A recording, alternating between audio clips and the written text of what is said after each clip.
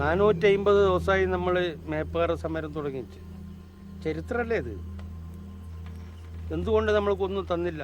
ഭൂമി തിരുത്ത് വയ്യ, ഈ വെള്ളവും മരുന്നും ഭക്ഷണവും തന്നൂടാന്ന് പറയുന്നത് എന്താ? മഞ്ഞിനെ പിടിക്കാൻ ചാടടി തത്തമ്മേ, ഓ മൂന്നാക്കുന്നിമ്മേ മൂന്നരക്കുന്നിമ്മേ, മൂന്നരക്കുന്നുമ്മേ,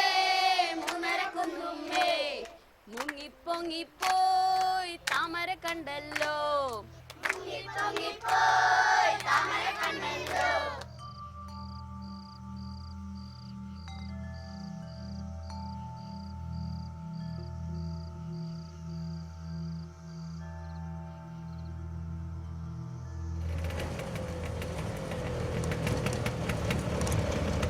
എനിക്ക് നിന്നെ ഒന്ന് ഓട്ടണം.